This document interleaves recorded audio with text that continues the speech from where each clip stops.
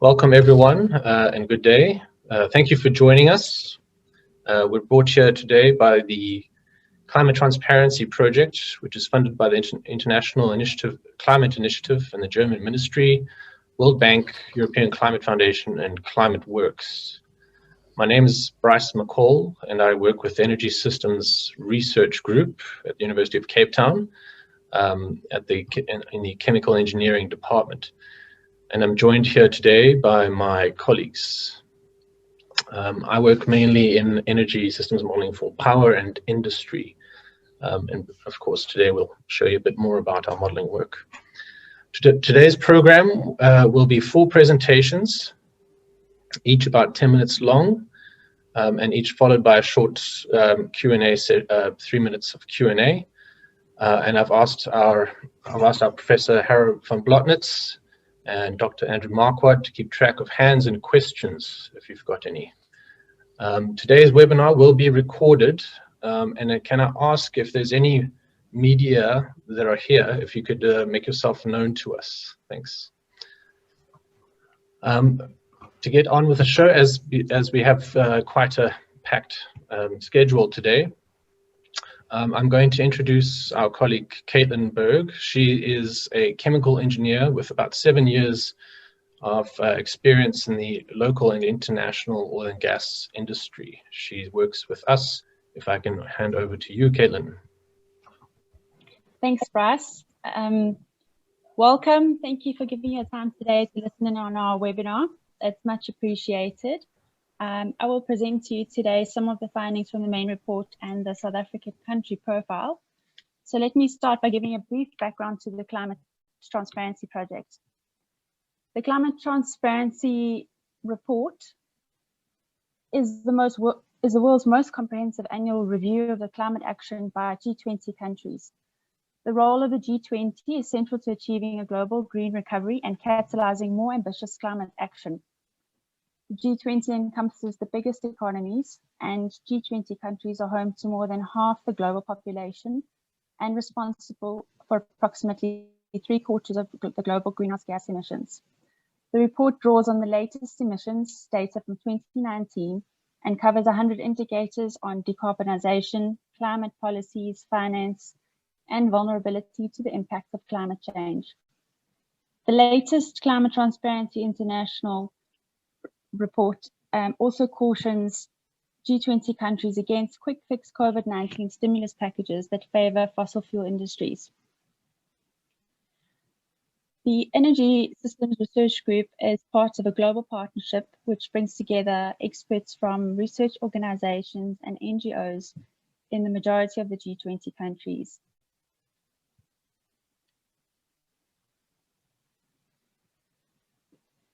So with the impact of COVID-19 crisis on CO2 emissions, from the graph we can see emissions have declined from the start of the COVID pandemic response.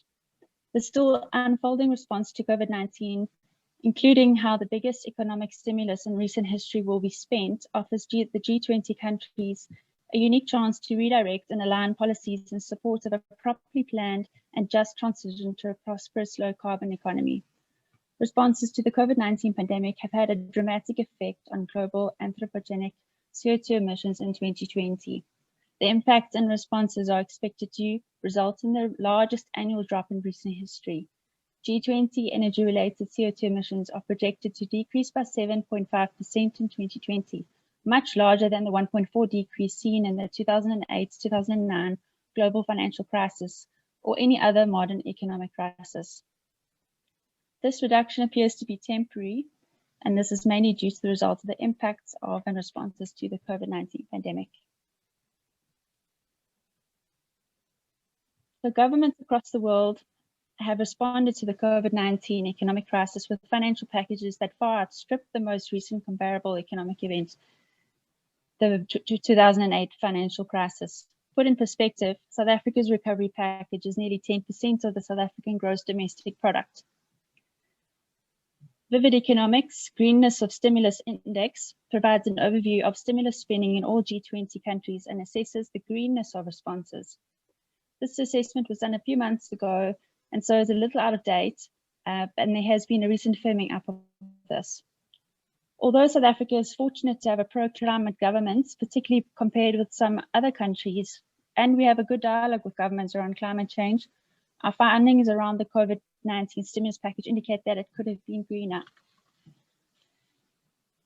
In the wake of the immediate rescue measures, G20 countries have an opportunity to use economic and policy responses to the COVID-19 crisis to pave a path to a green recovery and sustainable development. By and large, G20 members have not yet used this opportunity. Instead, the majority are investing in existing or traditional infrastructure with little consideration overall to decarbonization or improving resilience in the long term. And as programs are still being rolled out, it's not too late to switch to a greener path. So the standout feature of the 2020 South African profile is that our greenhouse gas emissions increased by 43% between 1990 and 2016. This, set against government's targets for 2030, means the country is not on track to realize the 1.5-degree goal. However, while the findings of the South African country profile show that we are lagging in several indicators, the report doesn't only focus on the deficiency. The report also highlights opportunities for expediting change. The 2015 Paris Agreement set clear goals to strengthen the global response to the threat of climate change. Limiting the global temperature increase to 1.5 degrees would reduce the risks and impacts of climate change and the costs of adaptation. To do so, global CO2 emissions need to decrease by 45% by 2030 and reach net zero by 2050. Looking at the graph, South Africa's emissions, excluding land use, have increased by 41% between 1990 and 2017, but have started to plateau in recent years. Increases are seen in all sectors over the same time frame, with the exception of agriculture. The most recent emissions projections show that under current policies, emissions will decline up to 2030, putting South Africa in the lower end of its NDC target. However, South Africa will need to scale up climate action to become 1.5-degree fair share compatible, and deeper reductions are required amongst the biggest emitters and more advanced economies. And you'll see from the CAT fair share graph the range of the NDC targets for fair share. According to the report, fossil fuels still account for 92% of South Africa's total energy mix, with more than 85% of electricity coming from coal. As a result, the report found that South Africa's per capita greenhouse gas emissions are some of the highest among the G20 nations. South Africa's emissions intensity of the power sector is almost double that of the G20 average.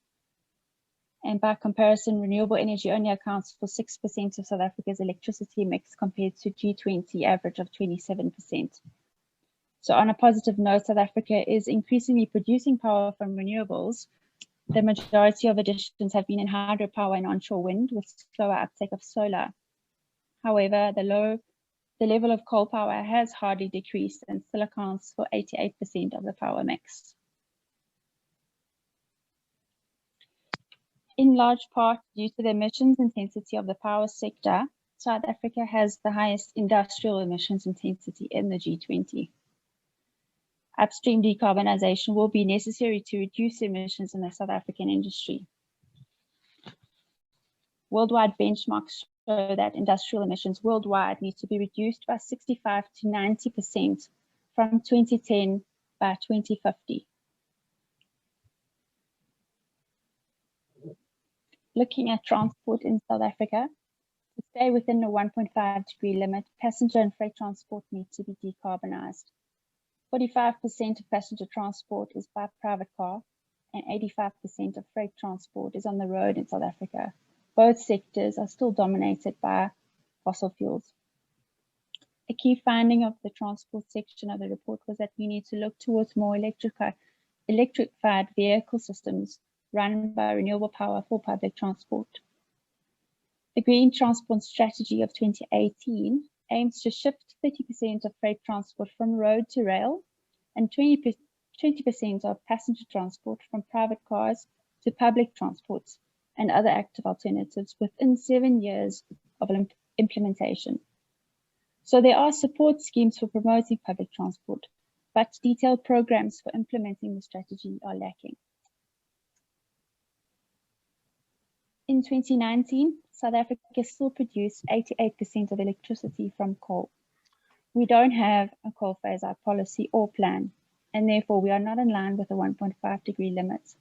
Given the declining costs of renewables, we should increase the proportion of renewables in the power sector at a faster rate. In the country, we have high levels of poverty and unemployment, and South Africa has explicitly recognized a just transition as a priority in national policy and its national determined contributions. Therefore, adopting a just transition plan to phase out coal of the economy is of importance. We need to support communities impacted by the retirement of aging coal plants in a just transition.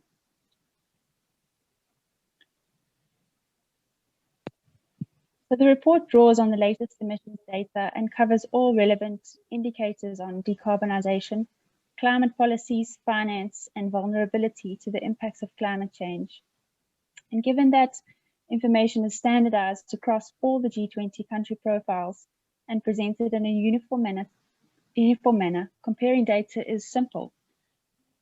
So the take-home points of this presentation are the facts that fossil fuels continue to provide for around 92% of South Africa's energy mix, which was one of the highest in the G20. We are just behind Saudi Arabia and Australia. And together with the country's emissions intensity of the power sector being almost double that of the G20 average, phasing out coal is seen as our #1 opportunity for climate action. Thank you. Thank you, Caitlin. I would like to open the floor to some questions. You can type them in the chat, or you can put your hand up. So one of the things we've from these reports is that we've noticed is that historically the fossil fuel share of primary energy hasn't actually moved since the 70s or the 80s. So if you think about all policies of today around the world that are trying to drive change away from fossil fuels and climate change, it really, I mean, with the expansion of places like India and China, and the increase in energy consumption, not just India and China, but elsewhere, these have counted a lot towards emissions. And what we see is that over the years, over the last 3 decades, say, the primary energy consumption by fossil fuels hasn't really moved. It's around 80%. But thank you, Caitlin. If there are any questions, otherwise we will move on to our next presentation. Bryce. Right.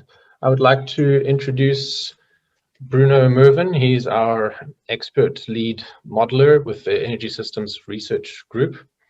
And he's going to be presenting our latest work in developing our modeling platform called SATM. And it's an energy model, but SATM GE is a linked energy and economy model.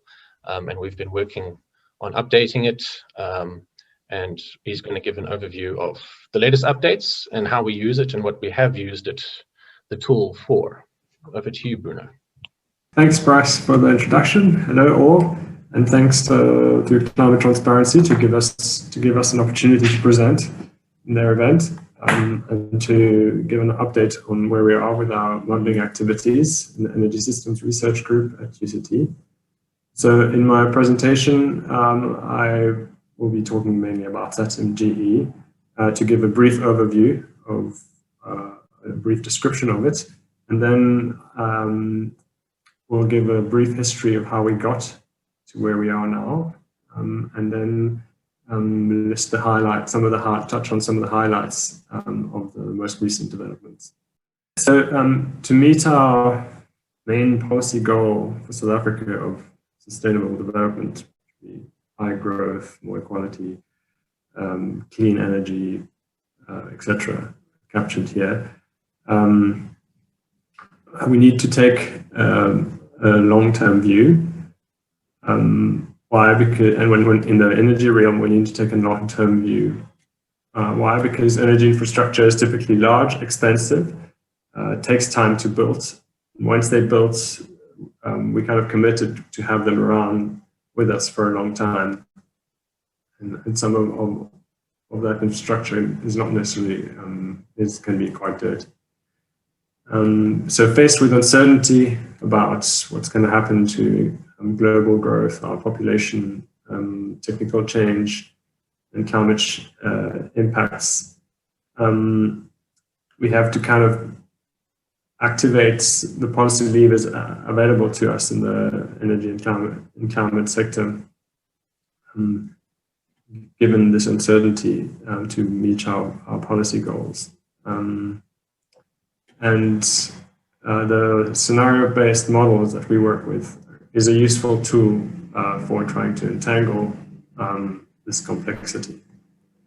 The models help us ensure that the descriptions of the world that we make about the future, where we evaluate our decisions that we're making now, so the models help us make those descriptions internally consistent. We know that we can't predict at such a long time, so that the decisions we're making now are made rationally and have a transparent basis for them.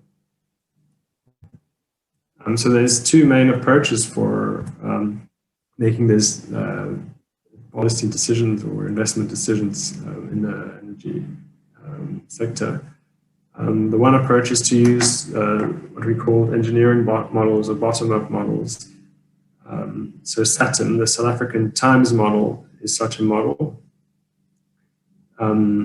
It's a model that describes in detail the full energy system of South Africa, describing both the supply side, which includes the power sector and refineries, as well as the demand side of the energy system, which includes the buildings, commercial, residential, industry, and the transport. But it's a partial equilibrium model, and that's it doesn't have the full picture. We can't extract from it whether we're meeting our employment and growth objective and what the decisions we're making, how they potentially would impact those other indicators that we're interested in when we're trying to make those policy decisions.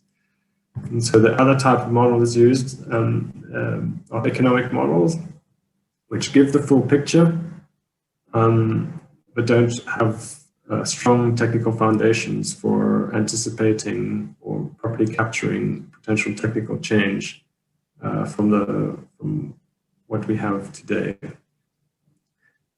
So SAGE is a CG model developed by UNU Wider using a standard IFPRI model calibrated to the South African data. And so SATIM GE then is kind of a marrying of those two models to try and extract the best of both worlds by linking them. Some say it's a hard link because it's automated, others say it's a soft link because the models are not completely fully integrated. We integrate the two models by passing parameters between the two models until we get convergence on the world that they describe. And then once we have that set up, we can test our energy or climate policy and then get the results anticipated for that climate action on the technology mix, the emissions that we get, and then we also can get from the economic model the other indicators that we're interested in taking into account when we make those decisions. So to zoom in a little bit more on how those links are made, I'm using here the example of the iron steel sector. And on the bottom right corner, we have the representation of the iron and steel sector in the economic model. It's simply so for each unit of steel produced, we need a certain amount of materials as model as intermediate inputs, and then we also need factor inputs, which is labor and capital. And then in the energy model, we have a more detailed description of the steel sector with all the different possible routes for making steel.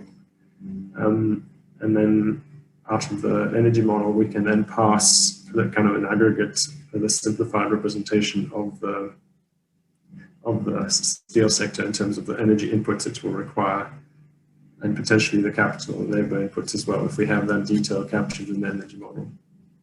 And from the steel sector is just one of the sectors represented in the economic models. All the other sectors have kind of similar representation. And from the flows in the economy, we get the growth of the economy as an output, and that growth then drives the demand that we feed back to the energy model. And what this kind of framework allows us to do is, so once the models have converged, we can see here a result. This is showing an energy balance for the economic model in blue and the energy model in orange, and showing here over time for each of the fuels and the different sectors. We kind of see that we're more or less getting convergence because we've linked the two models, and we're satisfied that they're both speaking about the same world.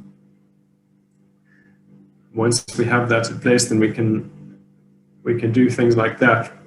Here's showing a result of a whole set of scenarios where we've decreased the CO2 space available to the energy system of South Africa. On the x-axis, we have the CO2 emissions in 2030, and on the y-axis, we have the GDP loss. And then we have different points showing different overall constraints that we imposed. So anyway, so this is showing at different CO2 levels kind of what the overall GDP cost would have potentially. These are not final results, it's work in progress, but it's showing you kind of the power of the tool. So how we got here, it's quite a long road. So the first version of SATM appeared in 2011. But it has its roots in a model originally put together by the ERI team for the Department of Minerals and Energy at the time for the first IEP. And then from there, the first version of the linked model appeared in around 2014 with help from UNU Wider, who developed the SAGE model. And then we have some different variants of the model that we have used. There's the Monte Carlo version, there's the SATM Water version that we used with the World Bank, there's the SATM Flexible Demand that we used, and then there's the current version that we're using this year to working with the Department of Environment and Forestry Affairs on the NDC update. And next year moving into further projects. Anyway, some quick highlights of the SATMG 2020 in the 1 minute that I have left. So a whole lot of work under the SA Tide project. So to get more information, here's the website. There's a whole collection of papers that we did this year and last year, most of which focus on improving how we make the link between the energy and economic model. And then we also have one effort working only on the economic model, where we improve how the household consumption evolves over long periods in a dynamic model. So that's the first set of highlights. Next set of highlights is on the deep dives under the DDP BICs that Bryce is going to talk about later. This year we've added IPPE waste and FRU to our modeling framework, so we have the full picture of the South African emissions in the model, and driving from the same frameworks all in one place. We've updated the demand to reflect the COVID impact, shown down here, so we kind of more or less with the latest MTSO projections. These are two cases here shown in the dotted line. This is kind of early days work in progress, where we're linked. It's another link to our SATM model, which shows the power sector in quite aggregate form. So we want to test the expansion plan that we have at a higher resolution. And so we're linking to the Arena Flex tool for doing that. We've put the model on Git for easier use of version control, and our dashboards are now in Tableau, which is kind of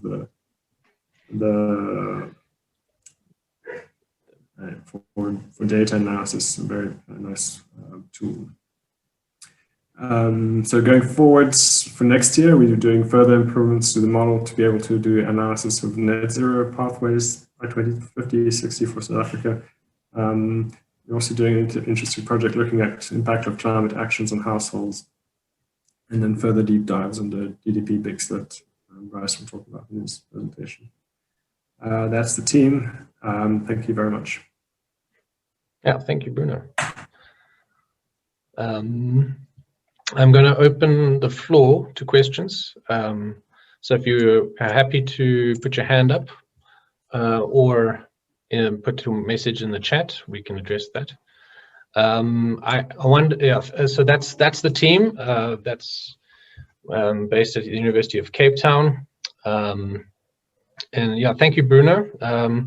So it's been more than a decade in progress to develop this tool, which is incredibly powerful. We're able to begin to analyze the questions of how development and pathways going forward could look like, and to highlight challenges for policymakers and other institutes to address development in the country. I wonder, Bruno, if you could go back to your slide on the GDP impact scenario analysis. I'm going to start with Gordon. Do you want to ask a question? I would like to. Yes, please. Hi, everybody. Bruno, in your first slide, you talked to technology solutions and specifically smart mobility. What is not there, or what I don't see, is the behavior change, both in terms of planning processes to change the structure of the cities and the country, as well as behavior change in terms of how mobility is used. Smart mobility is a technology. Many people see it as a technological solution, but more and more in the space, people are talking about being clever rather than technologically driven in the space. So I'm just wondering, there's no behavior change I see in that slide at all. It might be implicit, but it's a good point. We haven't made it explicit there. Energy efficiency does happen via behavior change as well as technology, and I haven't made it explicit. It's a good point. Behavior is also an important aspect. Yeah, and the behavior change is we can talk about technological solutions, but unless we change the planning processes for cities, we're looking for efficiencies rather than effectiveness. And we need to, I think that has to become part of the mainstream conversation. And all too often, and I wear, in some of the work that I do, I wear a cycling hat or a non-motorized transport active mobility hat. And that's often left out of the conversation when we're looking at technological solutions. So it's really just to raise awareness that terminology sometimes limits our solutions options. Yeah. Thanks. Indeed. Thanks for the point. I'll expand that slide for next time. So behavior in those models are, the model, if you put everything in it, it starts to become like very heavy Swiss Army knife. That's difficult to maneuver. So on the behavior side, we probably look at increasing the suite of models that we use and do the soft linking like we're doing now already between the technical model and the overall economic model. So under I spoke of this project we are just starting now, the Tsika Rua. We've got a micro simulation model that we're adding to the framework here, which will help us do a little bit of that in the future. Thanks, Bruno. Right, thank you. And then there's a question in the chat from Bernard.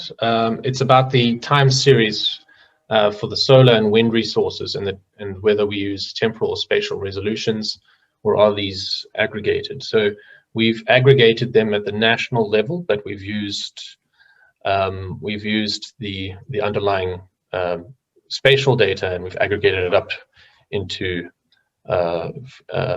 one single picture for the country. Obviously, there are advantages in certain regions that are better solar or wind potentials, and that would make a difference to your planning and your grid.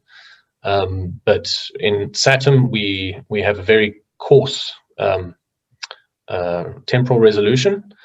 So that's what these tools are here for. The ArenaFlex tool is to help complement our understanding on how SATM is building out an expansion plan to 2050, and whether the grid, the expansion plan would be reliable and stable.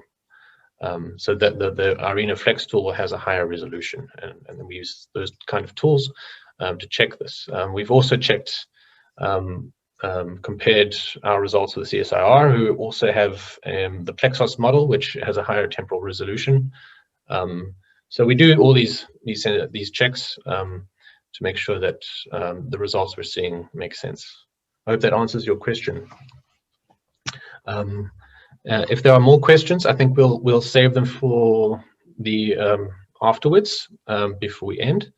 And I'm gonna move on to our next presentation by Fadil Ajam. He like Bruno and myself, he's a energy systems modeler. He works with us at the Energy Systems Research Group, and he focuses on transport modeling. And I'd like to welcome him to talk about transport pathways in a decarbonizing South African future. And he's currently talking to us from Perth in Australia. So good evening to him. Over to you, Fadil. So I'll be talking briefly, actually, providing an overview of the transport report that I was commissioned to do under the Climate Transparency banner. So we're looking at transport features, South African perspective, and I should also acknowledge the continuing or the ongoing funding of SANEDI in developing the model to the state that it is to allow for this particular research. Interesting, just harking on Gordon's point before I commence, as you can see, the image in the background is that of a cityscape, and it's an acknowledgement of the importance of urban planning with regards to transport and its intersection with behavior as well. I'll get onto that briefly as we progress further on. So with no further ado, I'll move on to the next one. So as we know, so now if everyone's read the newspapers or been on the online media, that low emission vehicles are here. And what's been driving them to date is national and regional policy, and these have been a mixture of environmental and industrial policy globally, be they air quality, China, and also industrial policy as well with regards to positioning itself to take advantage of new energy technologies. You've probably seen the graph in the lower right corner as we see EV stocks in terms of proportion of new sales rising, China leading the pack in that sense. South Africa kind of laggard. I think we're about 0.04% of new EV sales to date. So much to be done there, given our entrenched automotive sector. Also, the other important thing to note is that net zero is the new paradigm in terms of energy planning, with China and a few other countries setting the bar. See, the UK has also introduced a zero sales on petrol and diesel vehicles starting in 2030. So what does this mean in the South African context? So in terms of the modeling which Bruno's presented and charting the transport future, there are certain key documents that we looked at for guidance and we use in our modeling. The National Master Plan, Transport Master Plan 2050, which is meant to kind of intersect with the Integrated Mobility Plan of Action, which I've not really seen much of yet. And also in the context of climate change, there's the National Climate Change Response Policy, but dated. But these two key documents, policy documents, they form the backbone of the Green Transport Strategy, which ultimate objective is to substantially reduce greenhouse gas emissions and other environmental impacts from the transport sector. So we use this as a basis to for our modeling forays and to inform our exploratory scenarios. So briefly, in terms of transport, emissions and energy, why are we modeling it? Why is it important? We can see that as a snapshot of the South African emissions, that other than the power sector, which we know to be the key emission source in the country, that transport, in combination with fuel production of the refineries, are comparable to industrial sector emissions. So we can see, and that industrial sector, sorry, the refinery emissions is basically the coal to liquids facility. If we account for the crude oil refineries, then it's negligible at about 3 megatons. So it's quite an important sector, both from a fuel production and a direct emissions perspective. And also, as we see on the right-hand side there, most of our vehicles are oil product. So there's implications with regards to energy security as well and ongoing fuel supply in that sense. So going forward in the future and what sorts of technologies we can expect, key drivers or levers that one needs to consider is, as Bruno's mentioned, population and growth. That's a snapshot there of what our modeling suggests for the future, projects rather. Technology costs, key options that we think are viable in the future, and also their costs and their cost trajectories.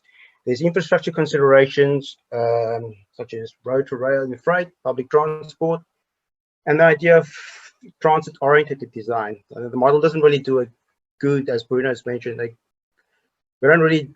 This is an area that needs to be developed more. Said. With regards to the power sector, because we do a full economic sector overview in terms of our modeling, there's things to consider, such as the MES, that's the minimum emission standards, the coal plants. We'll look at renewable energy, lease costs, unconstrained investment post 2030, and the committed coal and renewable energy RIIIP program as well. With liquid fuels, there's the fuel standards, clean phase fuels, clean fuels phase 2, whether we upgrade those refineries or we retire and build new refineries. And then, of course, the advent or the emergence of hydrogen into the energy system, be that either through steam methane reformation from natural gas or electrolysis.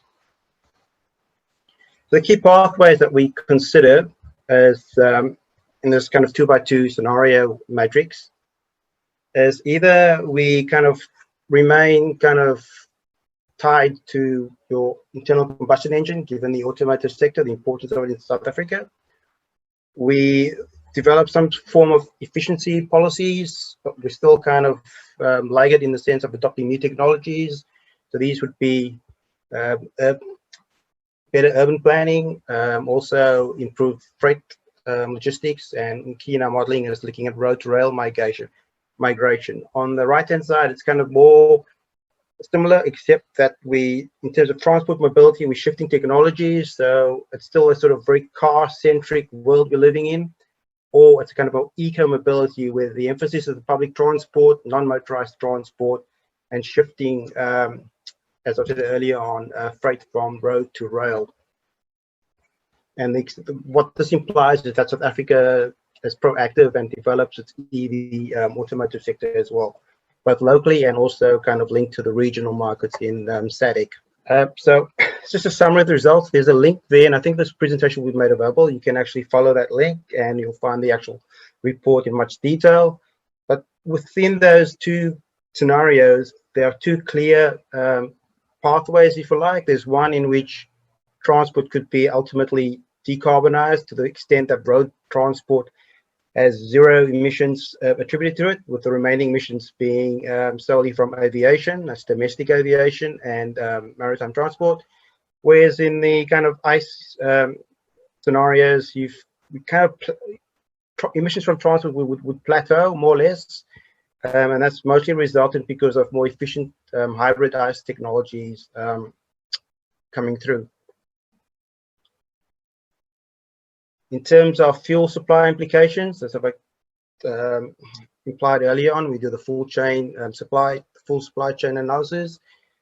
There's in terms of the two scenario themes, we can either you'll see a shift towards electricity as a primary fuel. When we switch to electric drivetrains, there's a increase of 95 to 100 terawatts. There's a 20% increase in demand, national demand. As you can see, transport demand for electricity from transport increases dramatically from 2030, when we assume that in a South African context that EV vehicles are cost competitive. Conversely, if we're shifting to a electric drivetrain universe, then essentially we see that there's no need for further domestic refining capacity, and by 2050 we've essentially decommissioned our crude oil refineries. There's 2 minutes. Okay, whereas we remain with our ICE pathways, there's the requirement for an additional refinery on the 2050 horizon. So this is my last slide. And essentially, in terms of those transit futures, as I introduced early on, ultimately it becomes a choice between electric drivetrain and hybrid ICE vehicles, and the choice between new crude oil refineries, so kind of tied to fossil fuels, and that also requires fuel standards harmonization, whereas the alternative electric drivetrain in transport, if you electrify transport, you're stimulating the electricity sector with a potential diversified renewable energy portfolio of about 40 to 45 gigawatts. And that's essentially my presentation. Thank you all. Yeah, thanks, Fadil. I'll hand it over to the floor for any questions or comments. So just to add to that is that while this work is done that transport work is all done within the framework of the Saturn model. So these transitions all accounting for things like the power sector switching technologies, or refineries either shutting down or building new ones, or importing fuels, and all these things happen in our modeling, which spans about 30 years to the future. So the timings of changes in the supply and the demand are all accounted for. I see a couple questions. I'm going to hand it over to Dave. Dave, do you have a question? Yeah, Fadil, what sort of retirement profile did you assume for ICE vehicles in your study? So the vehicles, are you referring to the existing vehicle population? Yep, I am. Yeah, so there's what we refer to as a survival rate. I can probably go into this more detail with you offline, but what we did for this particular study was that by 2040, I assume that with the sort of momentum created by the adoption of EV vehicles, there was a sharp decline post 2040 of the existing vehicle population. So there are two categories. We have the existing park up to 2017, and these vehicles, they basically linger around the vehicle population until a certain horizon where they become increasingly, they decay. Whereas new vehicles have a lifespan of 10 years. So every 10 years, new vehicles that are purchased post 2017 in modeling speak are replenished. So within that 10-year framework, these vehicles are operational and they have a mileage decay rate associated with that. So every year they drive less and less until 10 years they get scrapped. Whereas the existing park up to 2017, these vehicles linger up until about 2040. Okay, thank you. We can talk offline, I think. Sure, no worries. Going to take a quick question from Gordon. We've only got 30 seconds left for this one. I think in many ways it touches on my earlier question, but Fadil, in your modeling, did you look at a reduction in the need to travel in the cities as well? So TOD talks to stall, a need to travel, whereas if we reshape urban form and reduce, and I mean, COVID has particularly shown that that's possible, where we talk about a 15-minute or a 6-foot city, where people can walk and cycle and catch public transport to anything that they need within 15 minutes. That would be a significant reduction in the demand for energy from a transport sector in urban form. Yeah, so there wasn't enough information to sort of quantify this in the current model. So what I did, I looked at external sources in the literature and used that as a kind of kind of rationale for reducing motorized passenger kilometer demand. Particularly, I looked at what was done in the UK, using a similar sort of modeling framework, where there was a much more, I guess you could say, a similar modeling framework which explicitly incorporated these aspects that you're referring to, non-motorized transport. So I used as a proxy for what could happen, and I think it's a very conservative proxy for in a South African context, reducing motorized travel by 10% in 2050, under the assumption that the year before there's better planning. Cities are designed to incentivize walking and use biking. Is what I was looking for. But it's a work. It's an ongoing piece of work, and I think it's something that we could actually refine. Thank you, Fadil. And yeah, we might have some time after the next presentation to address any other questions that people might have. The next presentation will actually be me. So I'm going to be presenting some work we're doing with IDRI on a project called DDB-PIX, which is a global consortium effort on looking at deep dives in South Africa, India, Indonesia, and Brazil. Our Chinese partners had dropped out, but the goal is to look at deep dives in sectors in each country and compare our learnings and results with each other, and to build a common framework around decarbonization on a global scale. So today I'm going to be talking about our hydrogen for production of iron and steel in South Africa, and the possibilities for that in the future. So iron and steel, traditionally iron is found in iron ore, which is basically an iron atom attached to an oxygen atom. And then what we've learned over the centuries is if you burn it with some carbon in the form of, it used to be charcoal, and eventually we discovered coal. And if you burn it together with a form of carbon, the carbon then steals away the oxygen atom, and you're left with the iron metal. And we've been doing that for a long time, and that's how we've been able to build our society, create cars, trains, planes, buildings. We use steel for so much. It's critical to our economy, and especially for sustainable development. But it is considered a hard to decarbonize sector. That is because traditionally we make it using coal and coke. Coke is just another form of coal.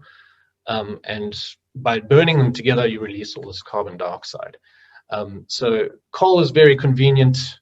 It's cheap, or at least it used to be. And we've been doing it for centuries, making it this way. The new age, should I say new age, is maybe risky, but hydrogen is found in water, essentially, H2O. And it's the most common element in the universe, but it's also attached to an oxygen atom. And if you have hydrogen on its own, it can play the same role as carbon in the reaction that takes iron ore and converts it to iron. So what we're seeing now is a global push towards hydrogen as both a feedstock for chemicals production, or a feedstock or a chemical energy storage. So if you produce hydrogen from renewables and then you store it, and then you can convert it back to electricity later. So that's a way to store energy from things like intermittent renewables. But we're also seeing it as an opportunity to make other things like ammonia, methanol.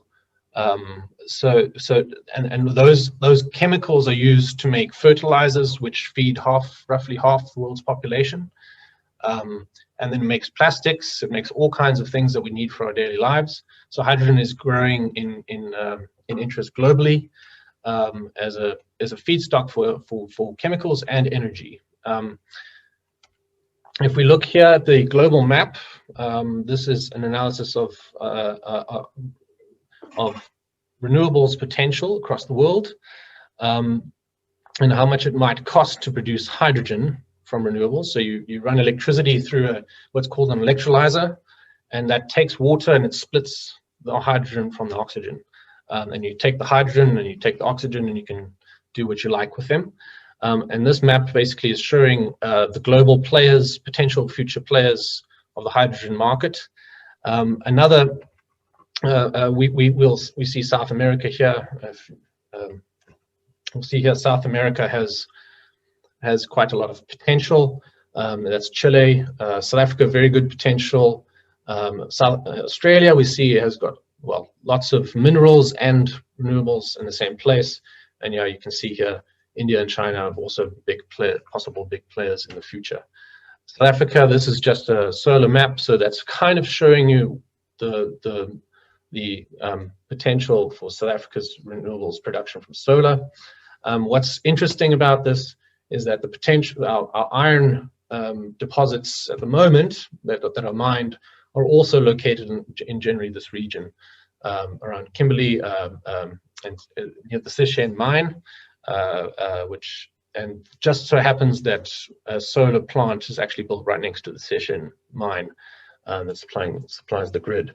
So the Sishen mine is our major iron ore producer, and it sends iron ore down to Saldanha, and it exports to the international market there. So how could hydrogen be used to make iron from a technology point of view? So you have your electrolyzer, which takes electricity and produces hydrogen, and then you send it into a shaft furnace. It's very similar to the current production routes that uses coal. This is a direct reduction furnace. And instead of carbon and coke going in the shaft, you have hydrogen instead. The hydrogen reacts with the iron ore, produces iron and water. So then the off gases, which would be steam, so just water, could then be recycled, and you have basically a closed loop. And out comes your iron, and then you can either store it or you send it straight into an electric arc furnace, which you add the right carbon and fluxes into it in order to get your steel produced. So steel is basically just iron with slightly different chemicals added to it to give it durability and strength. And so once the iron is produced, you send it through to an electric arc furnace, and you produce your steel. So we have implemented this into our SATM framework in our industry model, just based on Vogel and some other literature resources just like this. So we have, in this case, what we've done is we've made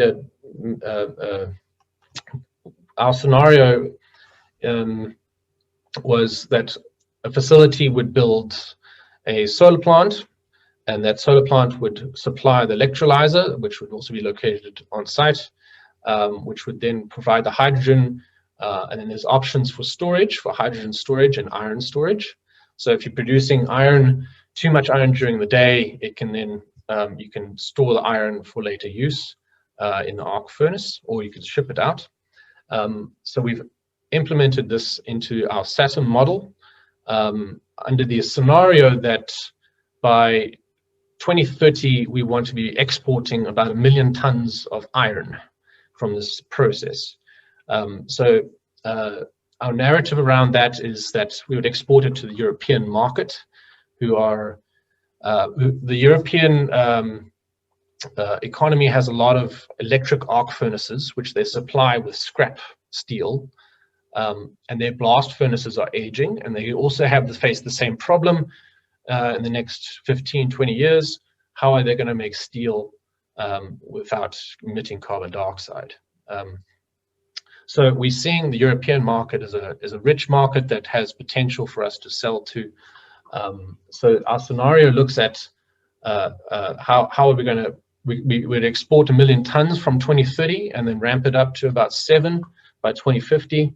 And then, of course, we can supplement our current system, which is made up of blast furnaces, DRI, scrap, Saldanha. Well, that's still there in our modeling framework, but not operating as they've shut it down recently. So this new system will compete essentially with the existing system to provide steel for South Africa's demand. We've used international literature on costs. The main cost drivers are the cost for your electricity supply. So in this case, it's solar PV, and then your capital-intensive electrolyzers.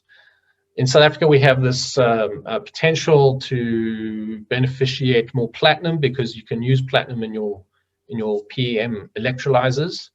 That makes them more expensive, but there are other opportunities. They're able to ramp up and down very quickly. So if you connect it to the grid, a facility like this would be able to take advantage of the electricity markets and buy very cheap electricity when someone on the other side of the country is producing too much solar or wind.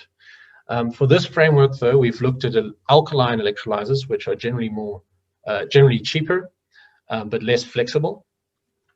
And what we do is we run it through our model, which does have some time slice resolution. So we have a profile for solar throughout the day. And what we've done is we've said, okay, well, this iron production facility must run for about 90% of the year. So typical to today's kind of industrial operations. And then the model then optimizes the electrolyzer size, the solar PV plant size, the storage size, and it balances these all together to minimize the cost to produce 1 million tons of steel. So what we see here is that we get about 6 tons of hydrogen produced per hour daily. This is in our winter period, so we have 2 periods in our model, winter period and summer, well, non-winter period. The winter period specifically because that's when our electricity grid experiences the peak, and we have to build a power sector around to accommodate that. So that's why we have, that's why we're looking at the winter period in this particular instance.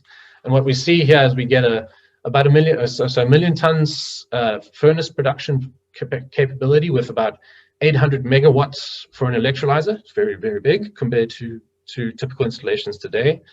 But this is this by 2030, this will probably be, run-of-the-mill standard size for industries.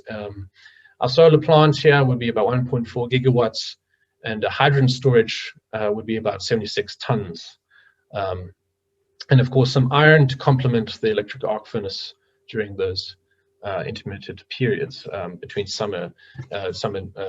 between the day profiles for solar production. As you can see, the utilization is very low for the electrolyzer, and that's why this kind of is a little expensive because you're building this very expensive electrolyzer and you're running it only during the day. So if you can connect this to the grid, which is renewable or with batteries, you can run that electrolyzer more and bring down the costs. If we look at the costs, this comes in ballpark, a little more expensive than the traditional routes, but this comes in close to the ballpark of what it takes to produce steel today across the world, although a little more expensive today. So these results are looking at, so I've used these sensitivities here on the cost for the electrolyzer and the renewable prices in South Africa at the moment. And then this this shows the difference in costs for producing steel from this route today. These lines are showing the international prices for steel at the moment. And as you can see, it's the pessimistic view of costs for today would push us out of competitive range. But by 2030, we'll see that it comes within that range, and by 2030, it's going to be fairly cost competitive to the alternatives. So what this might mean is, well, we would be seeing a lot of hydrogen use for steel production in South Africa and exporting as well. So there's some further work we're still looking at is how this would impact on our export revenue. and social development. The value chains of hydrogen aren't fully understand yet, so we still have a bit of work to do there.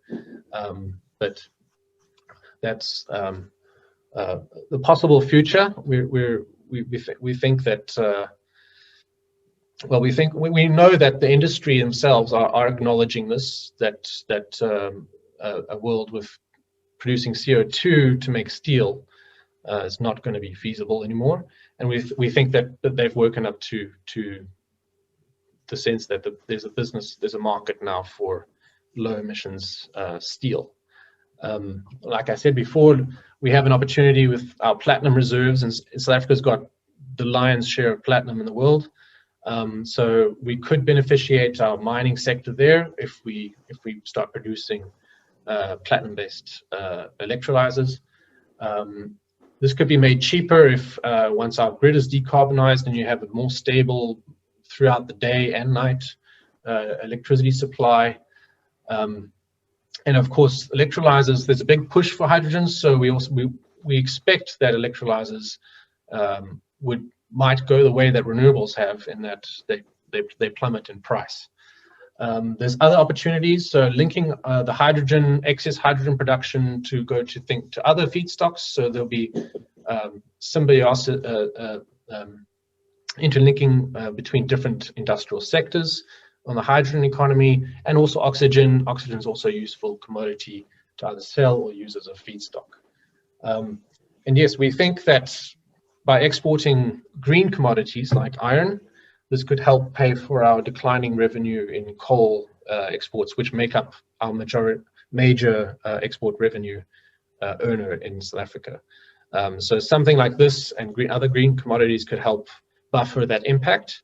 But like I said, it looks like it'll only start to happen just after 2030. There's also a lot happening on the power sector just after 2030. But yes, so it's very exciting. And throughout our work, we've noticed that we're actually starting to try and keep up with industry's progress in this. Whereas before we thought this was a bit far-fetched or a pipe dream, but as time has gone, we've seen industry paying a lot more attention to a net zero kind of targets. So we think this is quite a reality, and South Africa should take advantage of its renewable resources coupled with its mineral resources to produce more green commodities. Thank you. If there are any questions. Thanks, Bryce. I see, I think, Gordon, your hand was still up, but there's one from Dave. Thanks, Haro. Bryce, have you considered the water availability issue? Because you need 9 kilograms of water for every kilogram of hydrogen, and where we've got good solar, we don't have much water. So it's a closed loop. So you'd bring all the water you'd need to produce 1 million tons, and then you'd never, well, as long as the losses are kept to a minimum, you would only need to top up for losses. So it's a closed loop to produce steel in this route. Because the excess, the off gases from the furnace is just water vapor. So you put that through a condenser, you send it back to the electrolyzer. Okay, thanks. So it's maybe not such a big issue, as long as losses can be kept under control. Okay, thank you. Yeah, I guess in the closing, for those who are still on the call, we still have 30 participants. Maybe the job now is to just in the open discussion, and I think our team can stay here for a little while, to bring back the specific work that our team's been doing to the reason we're running the seminar today, which is the launch of the Climate Transparency Report. Caitlin, why is it called Climate Transparency Report this year? Was brown to green no longer palatable, or have others gone so far into green that they're no longer needing to do brown to green? Hi, Haro. Yeah, we had a few sessions with our partners, and just the brown to green name, we came up with a few other options and decided that Climate Transparency Report was actually a better description of the work, and rather than referring to colors.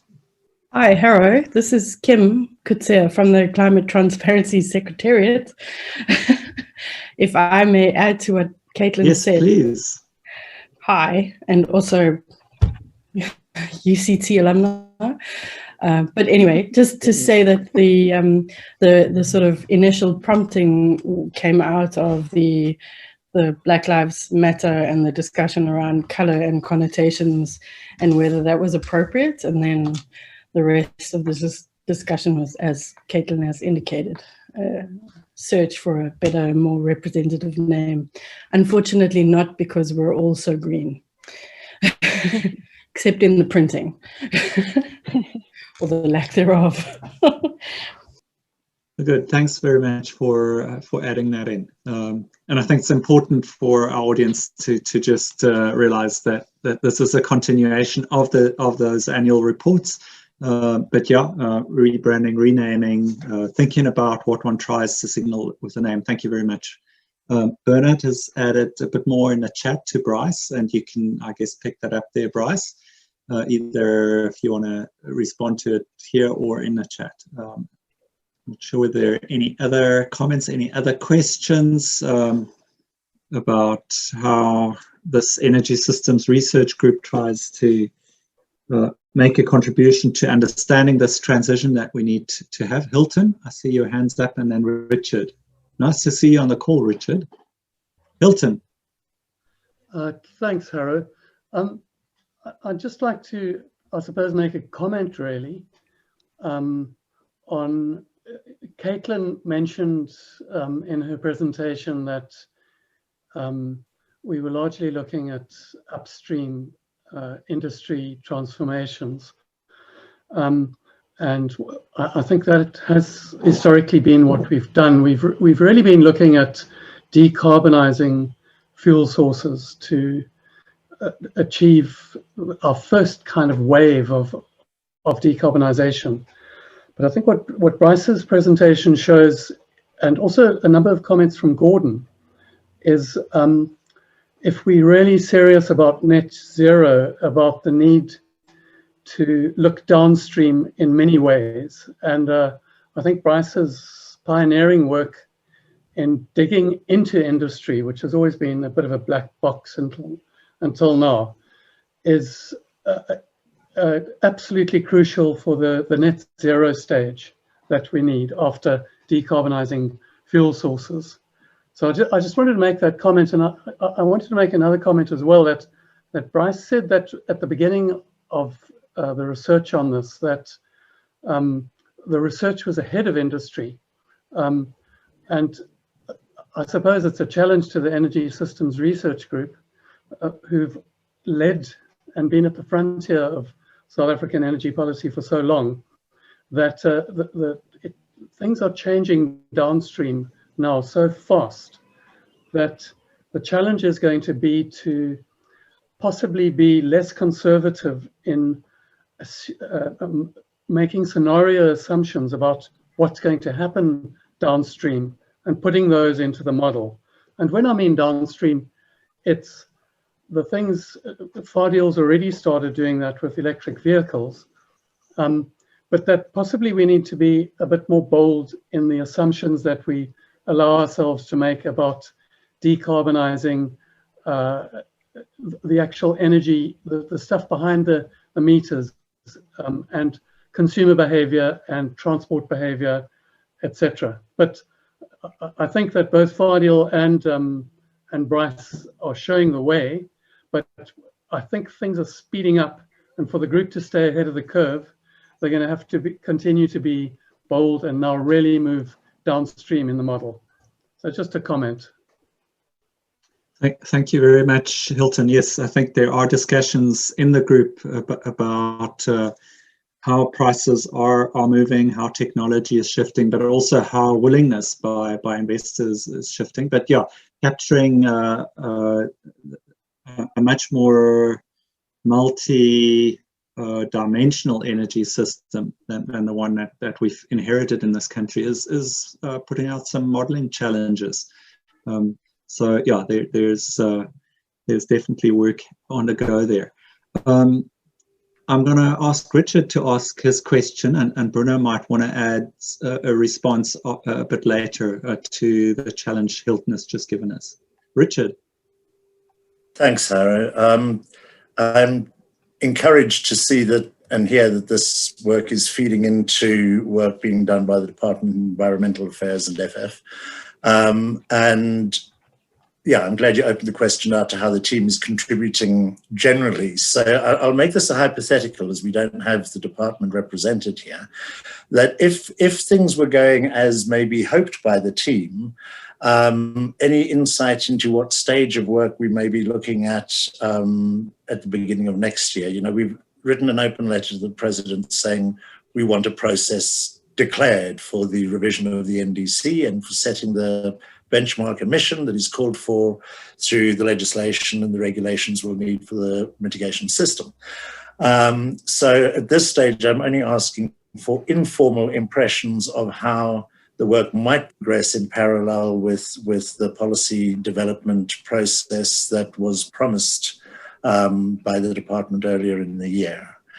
So I realize that you can't speak for others, but it would be good to know, for example, if there's any prospect of work that is particularly going to be used as input to the process coming out of this, and when we might actually get to see it in that context as civil society and stakeholders. Thank you. Thanks very much. Richard, Andrew, are you able to answer that question? Yeah, thanks, Harro. Richard, we are involved in two pieces of work which will contribute to the department's current updating process and provide them with some technical resources for that on both the 2025 and 2030 targets, and also on a piece of work to explore net zero and what it would mean for the economy. My understanding of the department's process at the moment is that they will be at some point quite soon launching a public consultation process on the NDC in relation to that, and I think that this technical work will feed into that process. The other question I think you asked about the legislative process or about the setting of the benchmark range in terms of the bill at the moment.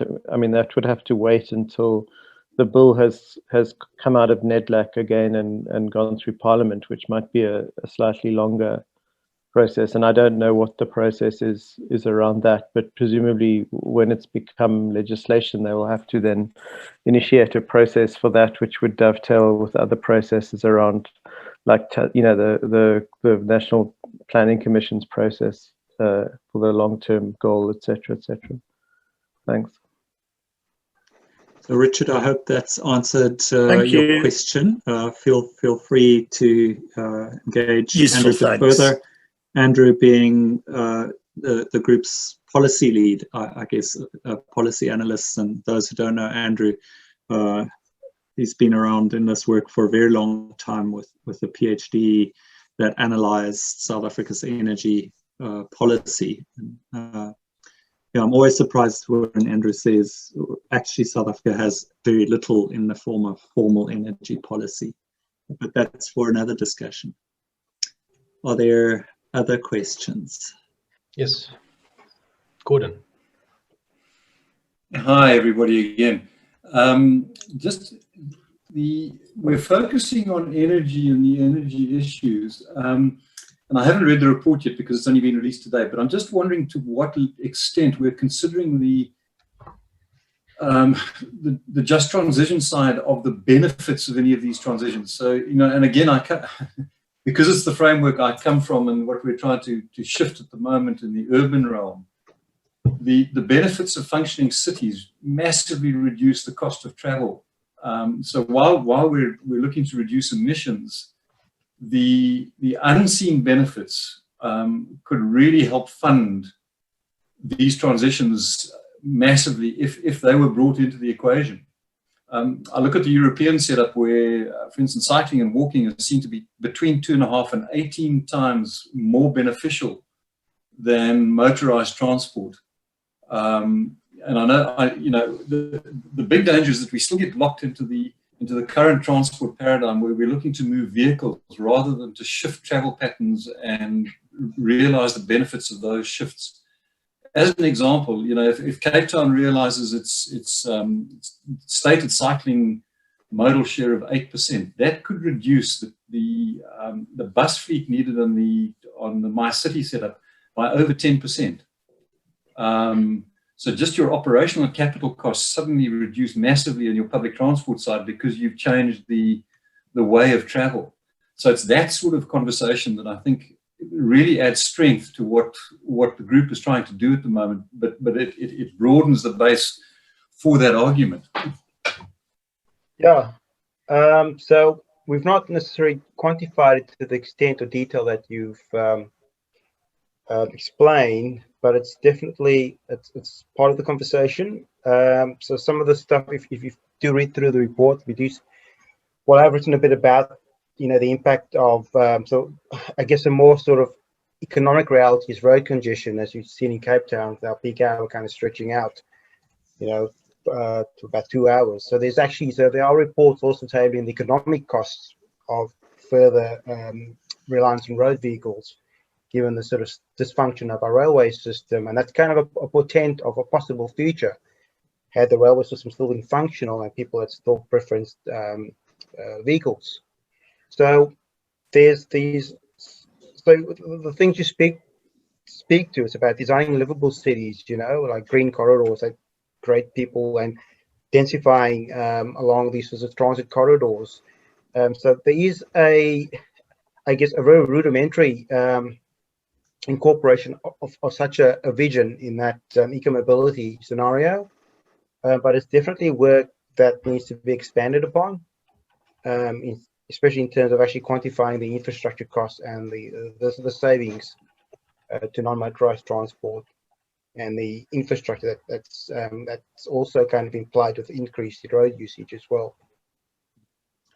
Thanks very much, Fadil. I'm going to ask Bruno whether he wants to say a little bit to that kind of question as well. And Bruno, the prompt here is that the model that this team holds is really focused and aggregated at the national scale for national policy making, which must then enable what industry and cities, who are the big movers and investors, should be doing.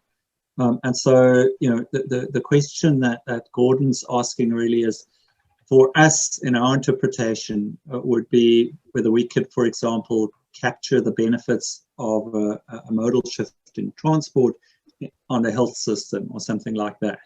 Are our tools, you know, getting those feedback effects captured correctly?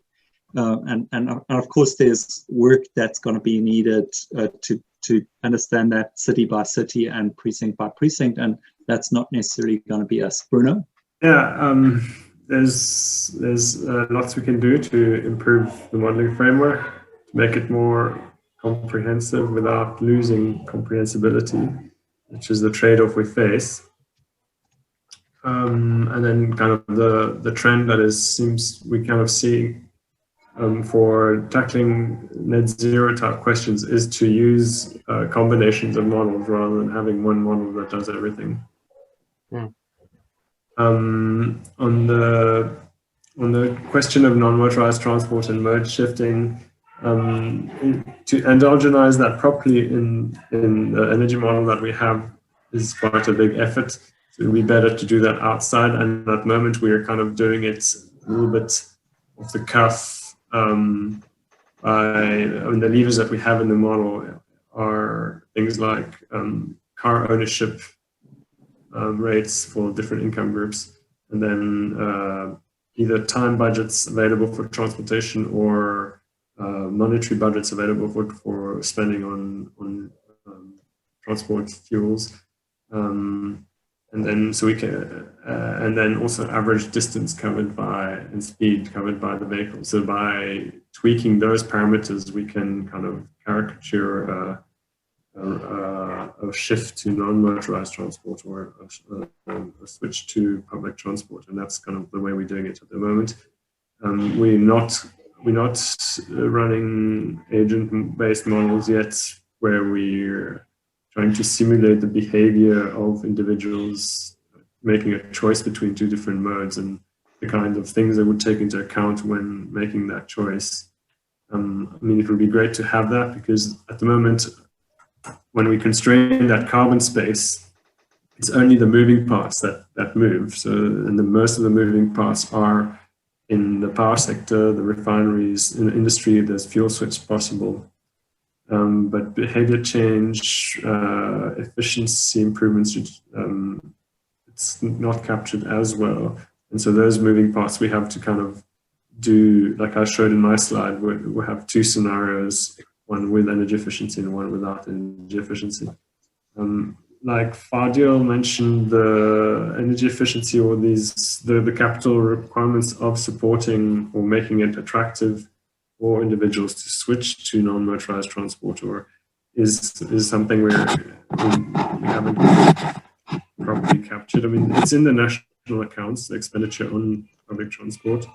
It's there somewhere, but it's not. We haven't got like a full handle, so we're trying to expand on that. And then, in terms of fuel switching and technology switching in the industry, that's something also we want. To get to net zero, we have to give the model more options, and we have to describe those options as well as we can. Yeah. The other thing that, just to add to what Bruno said also, that even though this model currently is a national scale model, it's sufficiently flexible to kind of delve into provincial or city scale analyses as well with the disaggregation. Thanks, Bruno. Thanks, Fadil. And I see Faika has put her hand up, who is a very important player in this group's linking of energy systems to economic models. So Faika, if you want to contribute, and then I think we'll come up to 1:30, and that's probably going to be a time to call the seminar. Faika. Thanks, Eric. Good afternoon, everybody. I just wanted to add on to what Bruno and Fadil were saying in terms of thinking about the benefits of, for example, mode switching, particularly the point on, for example, health and the link that would have to your labor productivity, for example. The economic model that is being used is a monetary model. And I appreciate the point that we need to start thinking broader in terms of the various sort of aspects of improvement to welfare and to well-being. And I think sort of in the work that we've been doing, we haven't really broadened our space into looking into some of those indicators. And part of that problem, particularly for South Africa, is what is available. Because in the case of economic models, a lot of these models are monetary-based models. So you do need to base your inputs for changes in health and the impact on labor productivity on external literature that's available that have been looking at these sort of interactions, and then enabling you to include that dynamic and account for it within the framework. Thanks. Thanks very much. Nice to hear from you there. Bryce or Caitlin, who's going to close off the seminar today? Yeah, I'd be happy to close. I would like to thank everyone for joining. It's a nice broad spectrum of people joining us, from industries to academia, and it's great to be able to share this work that we've been doing, which is all supported by Climate Transparency, IFPRI, and a variety of other funders and EDI as well. I'd just like to thank the presenters and Climate Transparency for allowing this to happen. All the reports are available on the Climate Transparency website, and we will have our reports also on the UCT website. And I'll be sending around in the emails to the one that you responded on the RSVP. We'll be sending around links to the presentations. On that note, I'd like to thank everyone and have a good day.